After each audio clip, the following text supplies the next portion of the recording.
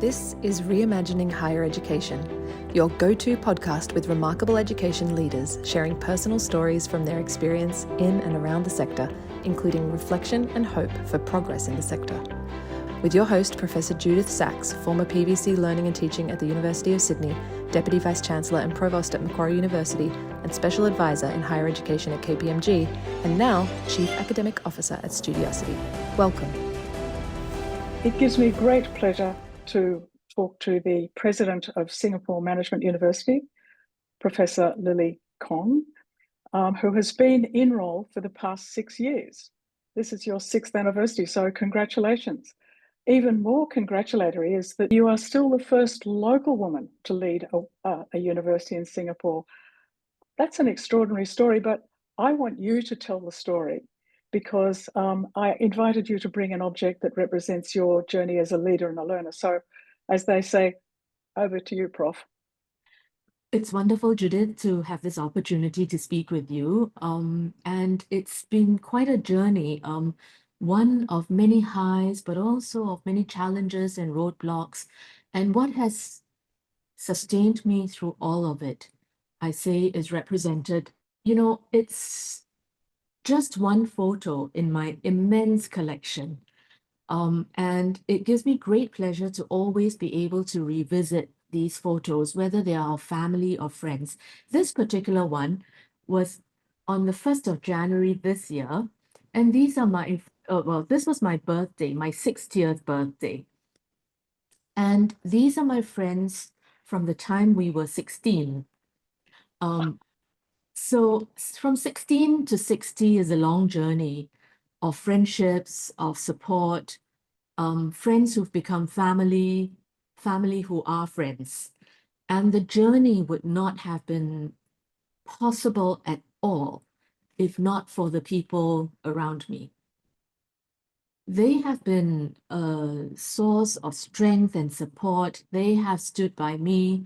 They have challenged me in my thinking. They have supported me in my ideas. They have celebrated with me, and they have been quietly by my side when things weren't going so well. And that journey of friendship and family ties is what has sustained me, and I know is what will continue to sustain me. And what a wonderful way to start, because I'm going to ask you just to tell us a little bit about Singapore Management University, which celebrated its 25th anniversary fairly recently. Indeed. So I used to be at the National University of Singapore, as you know, and I was there for about 25 years. And when the headhunters came knocking at my door to say, would you be interested to join as provost? My instinct was to say, no, I'm happy where I am, and I have many good things going, many good friends around me. I know how to navigate the system. I'm not sure I want to start again. But as I started the conversations with different individuals, the then president, some faculty, some of the trustees, bit by bit, I became really intrigued by this young institution. At that point, it was only 15 years old. And I was attracted to the fact that it was a mid-sized university. At that point in time, maybe 10,000 students, compared to the 30,000 that I was used to. We're now about 14,000 students compared to my previous institution, which now has 50,000 students. And every day when I think about that difference in magnitude, I celebrate the fact that I made the move. The reason why I made the move, the reasons why I made the move were multiple, but one of them was certainly the fact that I wanted to be in an institution of more human scale. I wanted to be in an institution where if I was in the elevator or walking down the corridor, I would know my colleagues. I would be able to acknowledge them, minimally recognize them by face, and maximally know as many names as I can, and not just names, but people as individuals, as human beings. And the same with students. I was really attracted by the fact that if I had a good idea if a colleague has a good idea for a pedagogical approach, a particular curriculum, it doesn't have to be for a small, tiny segment, a special group within the university, that we can scale up initiatives and touch the lives of every student. What was your experience of a student, being a student like at NUS, because you did your undergraduate and your master's degree there? So the fact that I was in university many years ago makes a difference. When I was in university, probably about 10–12% of each cohort went to university. Right now, it's about 40 to 50%. So first of all, there is that divergence. So when I was in university, the scale was not as large as it is now. Having said that, I have to say my undergraduate experience has convinced me what not to do. Mm-hmm.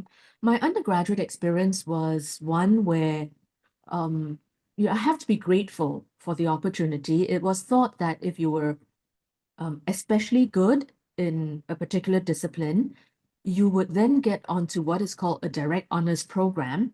And rather than doing 4 years for my honors degree, I would do it in 3 years. And it would be a special program. And I was the only one in the entire cohort like that, which means that it was a very lonely experience. I attended class with my tutor one-on-one. Mm-hmm. I did not have the benefit of peer learning as such.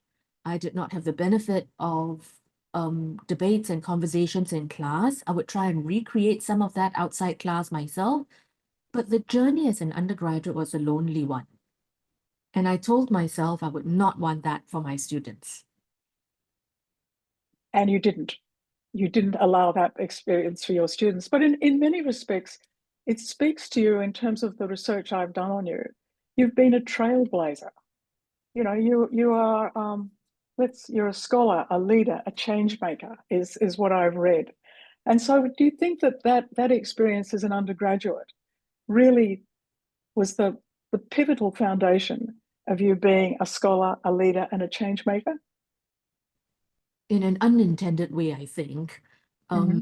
in the sense that it strengthened my convictions about what mattered, Mm-hmm. strengthened my convictions about how education and learning shouldn't be a lonely journey. There are moments for individual reflection, but I believe that learning is a social activity.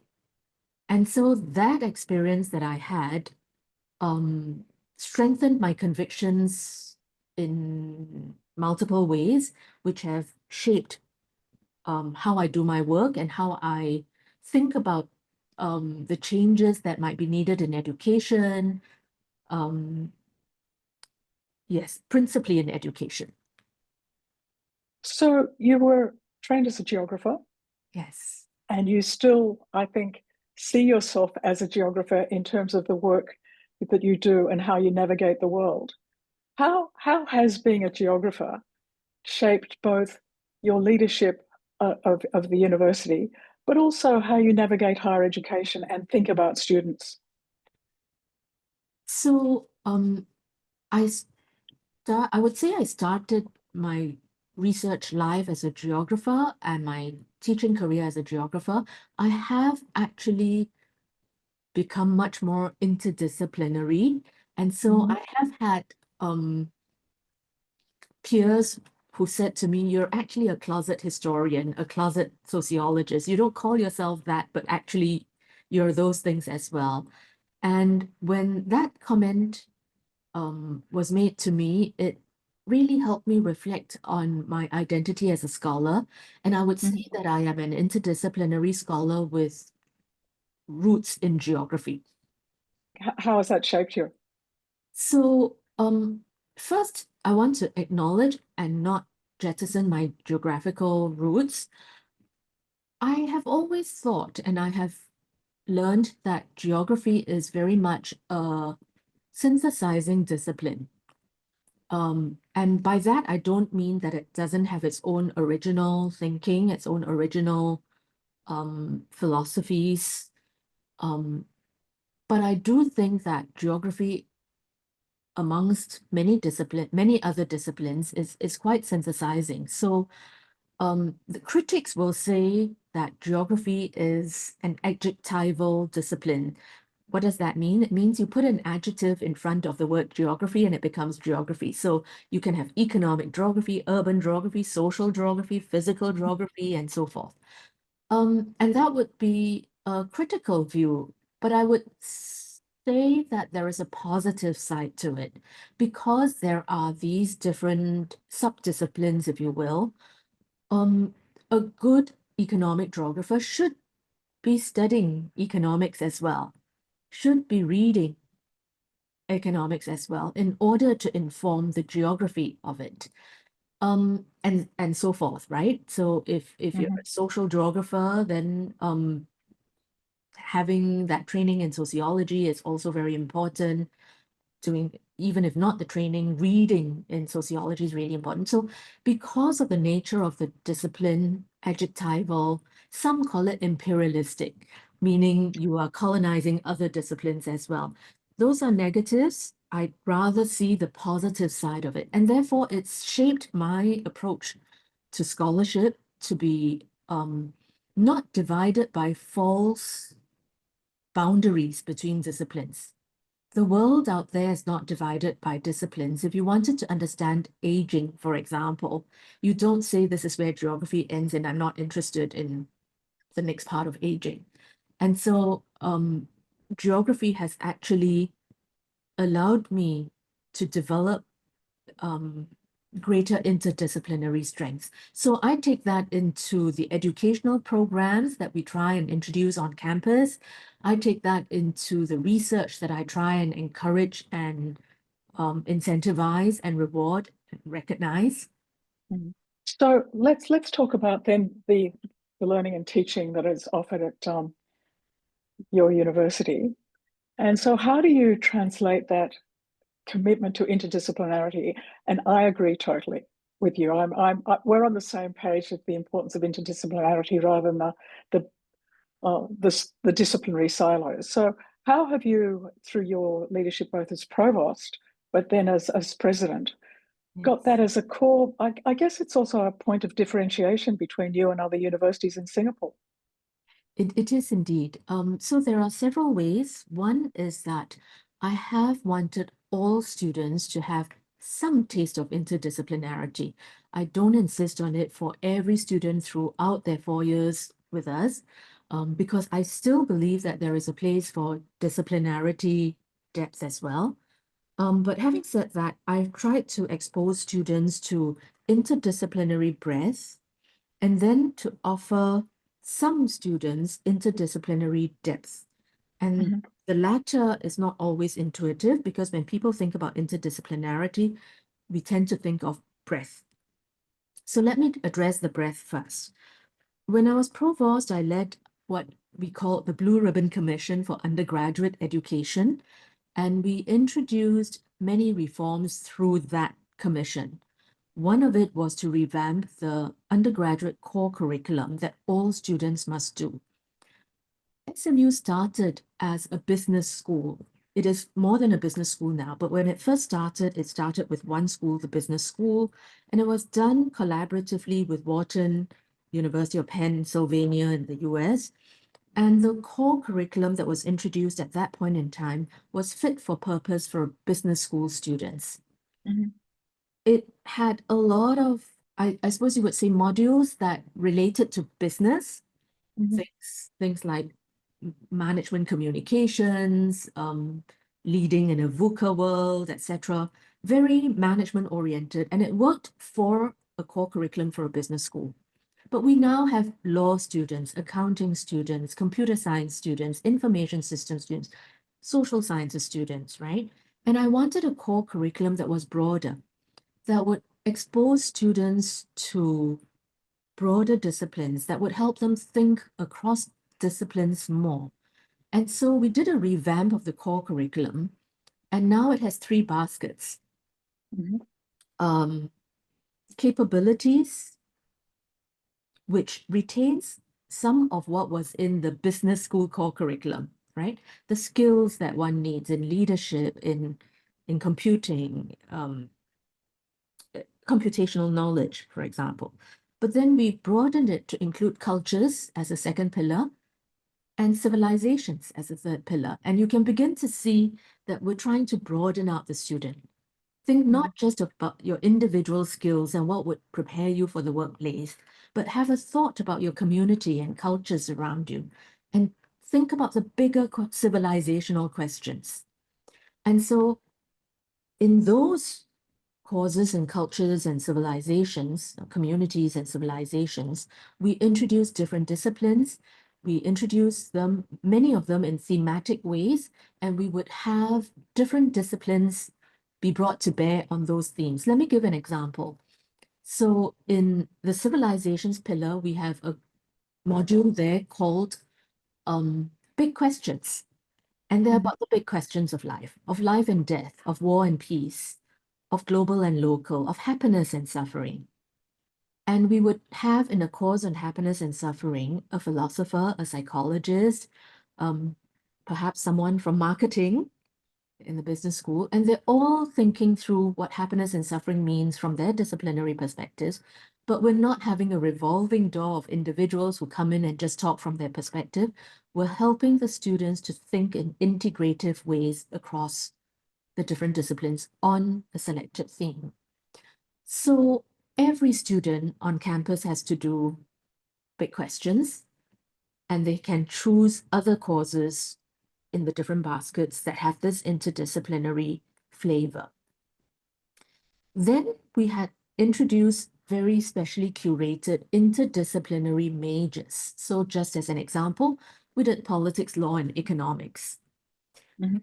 All well used to PPE, politics, philosophy, and economics, but we thought that perhaps law was also really important as regulatory frameworks in all our lives. And whatever it is you choose to do in life, some knowledge of the law is important. But again, we chose not to do 3 weeks on politics, 4 weeks on law, and 5 weeks on economics.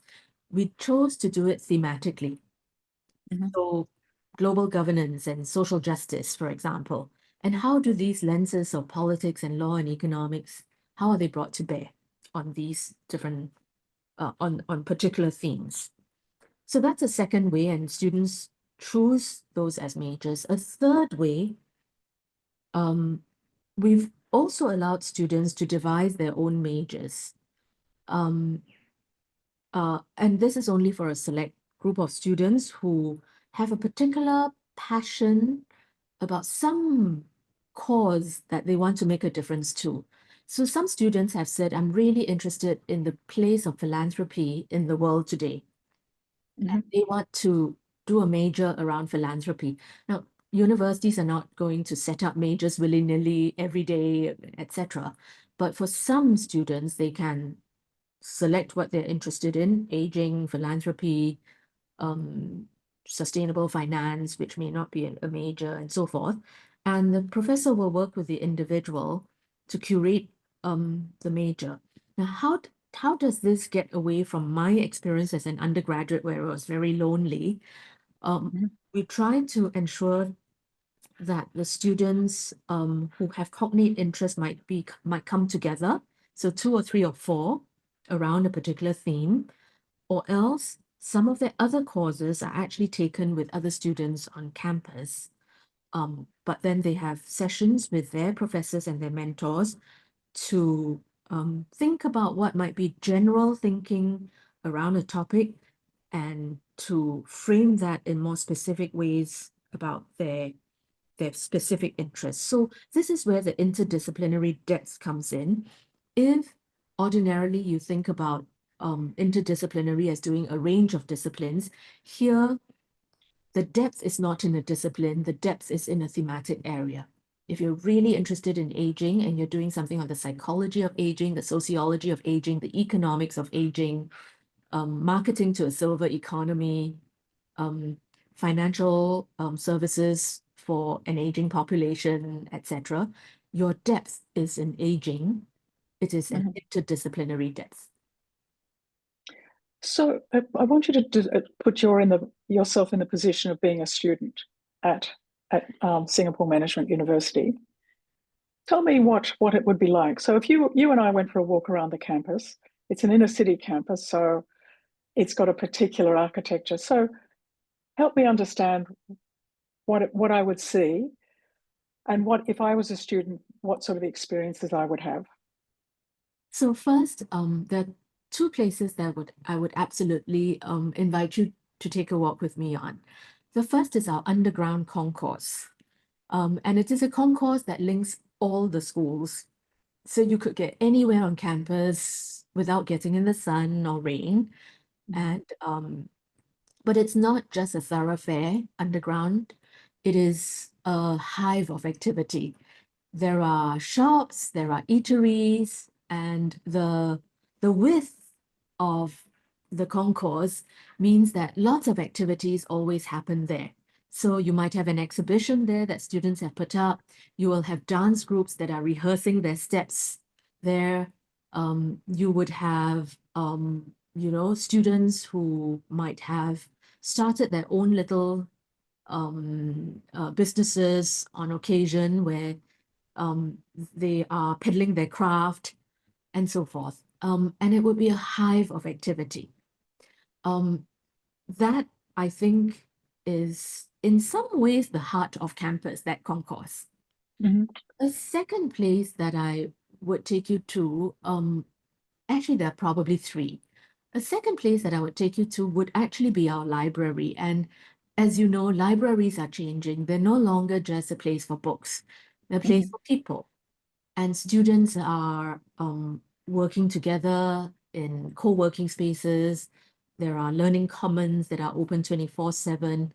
And you will see students there as diligent individuals, but also as collaborative groups. The third place I would love to take you to is our campus green. We're in the heart of the city, and it's entirely understandable if people thought, oh, you're a bunch of buildings. But if you look at what is behind me on this virtual screen, you will see a lot of greenery.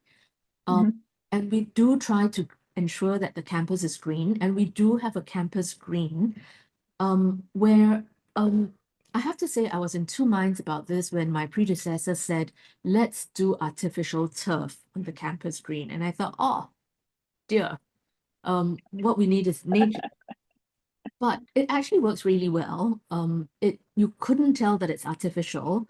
It doesn't get soggy in the same way that it does with just a little bit of rain if it were natural turf. You don't get the ants and insects to the same degree. So actually, you get a lot of people out there on campus green, especially in the evenings when it's not so hot. And it's got a running track around it, or a walking track if you prefer walking. And it's got a beautiful city view. It is flanked by our National Museum, which is a beautiful architecture. And on the other side is what used to be the Singapore Art Museum. And prior to that, the the St. Joseph's Institution, which was a Catholic school for boys, and beautiful architecture as well. And so being out there reminds me, and I hope our students, that we are so fortunate as to have the city as our classroom. We have all our students who take particular courses go to the museum. And we don't have to upkeep the museum, but we work with them on the curation and the themes and so forth. We have the financial district within reach, and our students who want to attend talks, go for an internship. We have this thing called work-study electives, and they can work for 4 days a week, come back 1 day a week, or come back in the evenings or classes. Being in the city is not just a convenient location for getting to campus. It's both a symbolic and geographical asset, and for our students. The Supreme Court is 800 meters away. And that means our law students can pop in between classes and listen to what's going on. And the judges and lawyers come and give talks on campus easily. So Campus Green, for me, signifies this central city location that marries natural urban heritage with the assets of the city. It sounds like an inclusive, student-centered campus, but in fact, the idea is about exchange, connection, and learning. When I look at higher education around the world, there are a whole lot of challenges we're all facing. What are the challenges that you're having to face in Singapore? That's a really good question. So I want to start with our internal domestic context, and then I want to talk about the regional and international context. Locally, Singapore is on a journey. In many ways, we have a very good education system, and I'm very grateful for that. At the same time, I think it has developed into a system of stress and academic pursuits. And we know that. We've talked about that in Singapore for many years now, and there's a continuing journey to address education more broadly, that it's not just about the academics, it's also about the creative thinking, the innovation, and so forth. And so we've sort of almost beaten ourselves up on that as a country, that and that we must be quite intentional trying to broaden our students and so forth. And so we are on that journey. Some students are more concerned about the academic grades than anything else. Some students are sometimes need persuasion to say, okay, right, you think you want to be the investment banker and you want to do finance, but actually it does matter that you do the course called War and Peace. And you may not realize it immediately, but in due course you will. So we do have some challenges in students who come from a system that has honed them to be very academically focused and very narrowly focused sometimes. We do have other challenges. We have a declining population. Singaporeans are just not reproducing ourselves, and that's true in many parts of the world as well. And that means if we don't watch it, we will have a declining undergraduate population that makes universities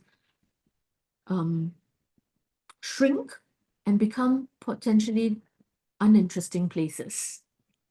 And the answer to that for me must be to have more international students in the mix, not just from a revenue perspective, but from a pure learning, cultural environment that international mix can create.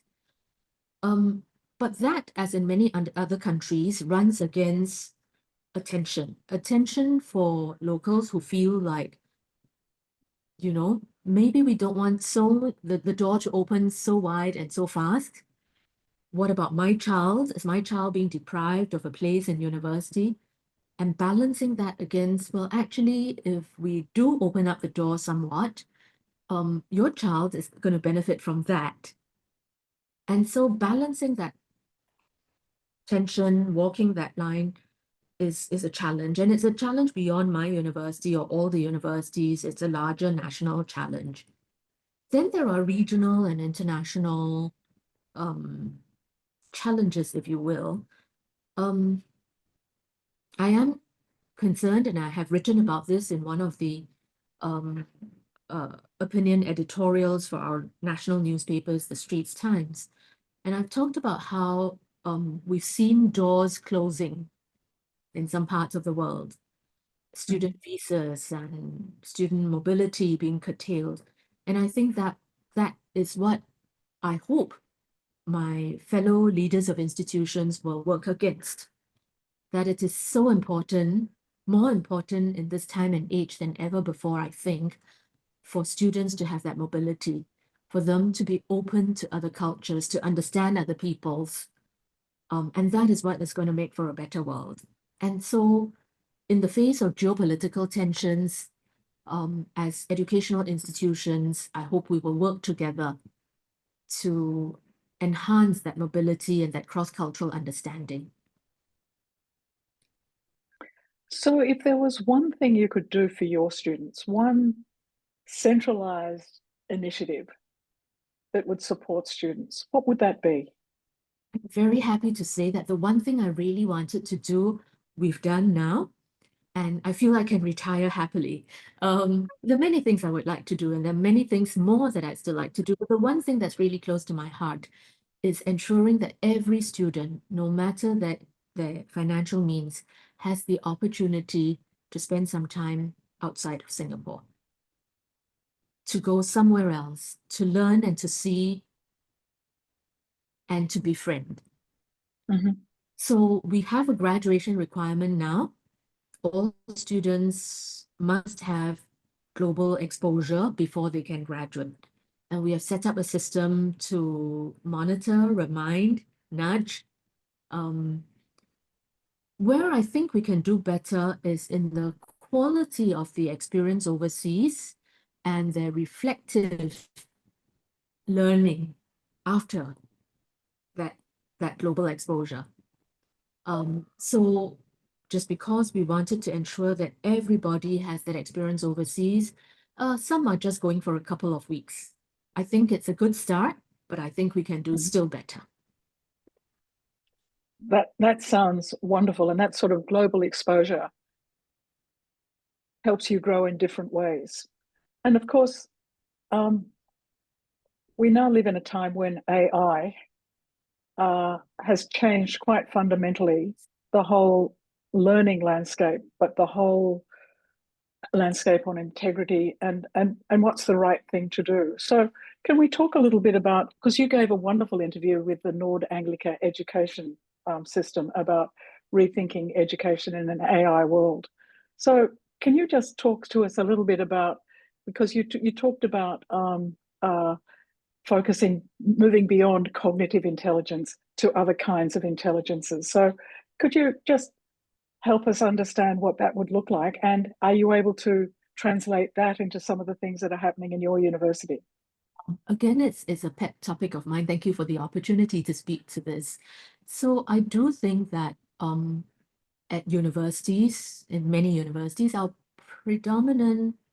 preoccupation is with cognitive learning.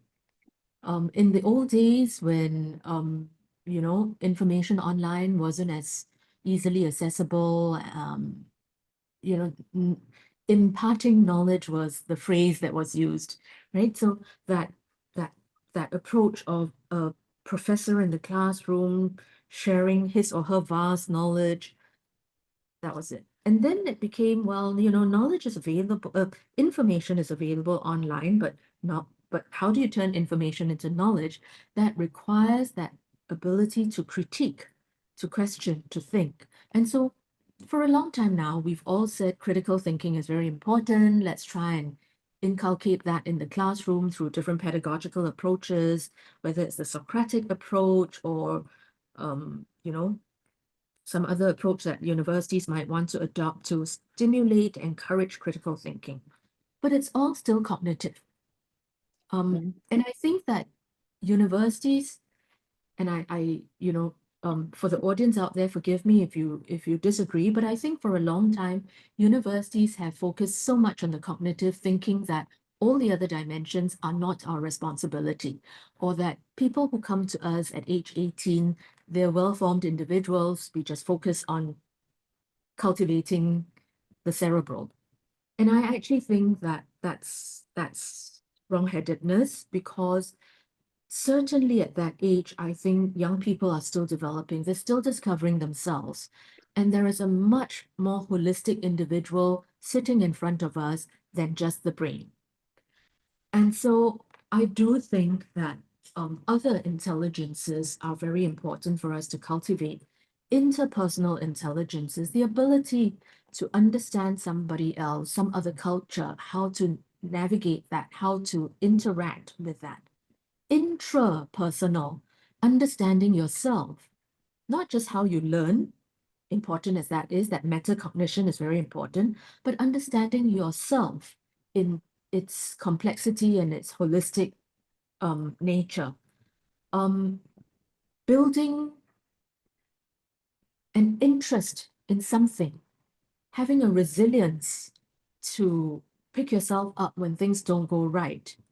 And we know that mental well-being is so important, and it's perhaps more challenged now than it has been for many decades, perhaps.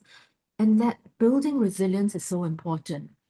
And so intrapersonal intelligences, as Howard Gardner calls them, is also important. And I think also, and this is my regret, because I'm not a very athletic person, and in my older years, I have become more so. And I wish that in university, maybe we had done something more to help young people keep up with the habits, if not develop those habits.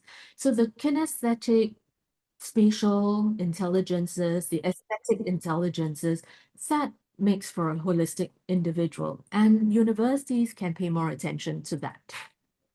If we were to meet up again in 3 to 5 years' time, what would we be talking about as it relates to higher education?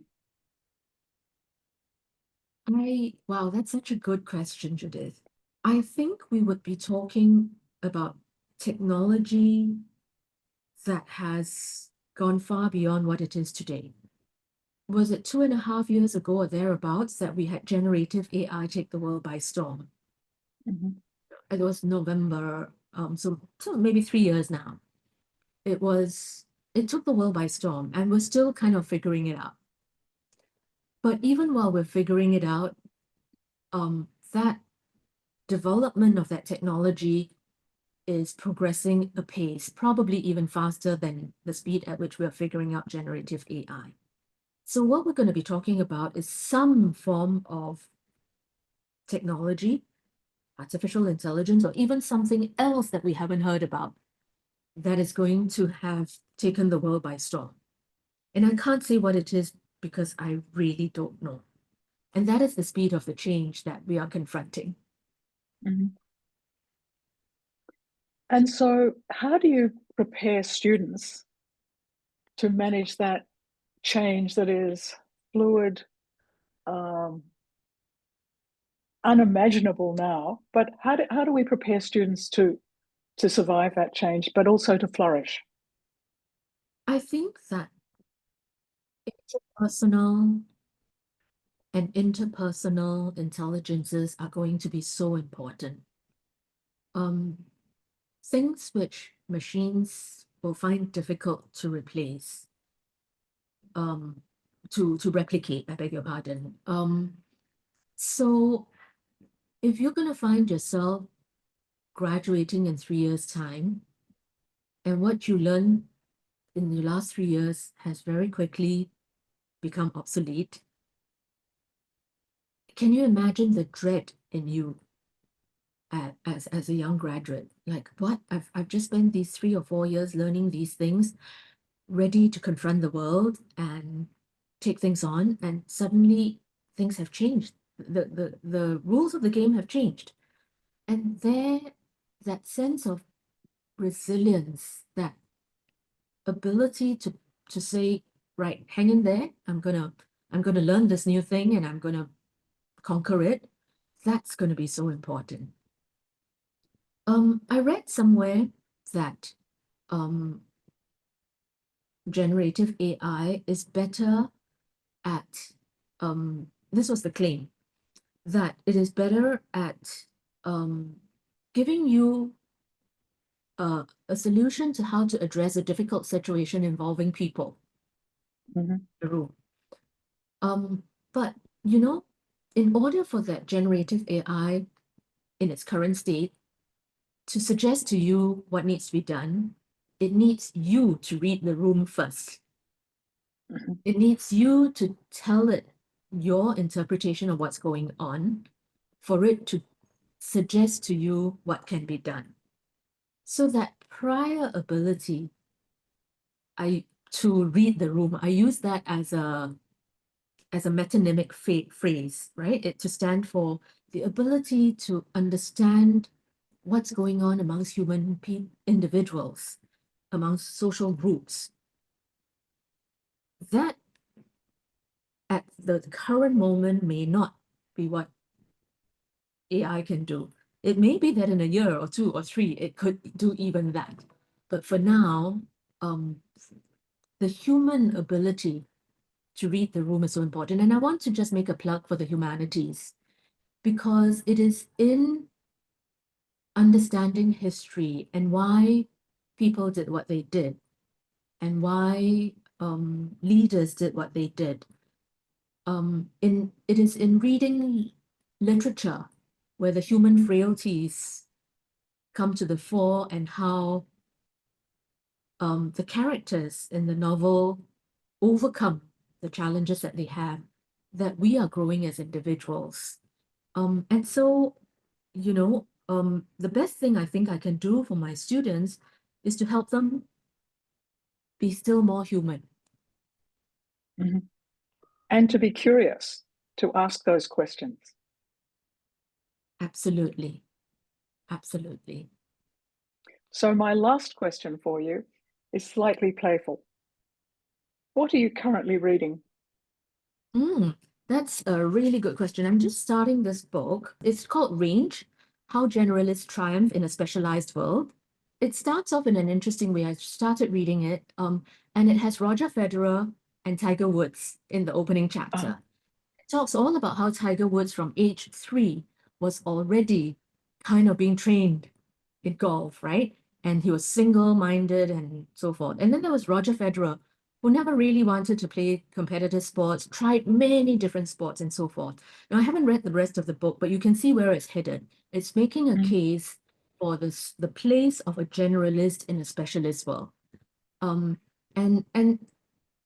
we're kind of drawn to things that there's sometimes a confirmation bias. Because I'm a social scientist and perhaps therefore seen as a generalist rather than a specialist in some senses, compared to a lawyer or a doctor and so forth, I quite like this line of thinking about generalists in the world of specialists. And I'd like to see how the author, David Epstein, develops his argument. Lily, this has been a most delightful 47 minutes. I hope that you've enjoyed it as much as I have, but certainly it's reinforced the claim that you are a scholar, a leader, and a change maker. I hope our paths do cross sometime, and I hope that your university continues to thrive under your leadership. Thank you so much, Judyth. It's been a pleasure to see you again, and I've really so enjoyed the conversation. Thank you for stimulating it.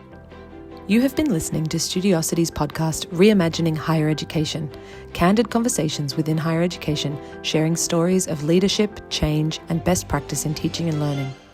Visit studiosity.com.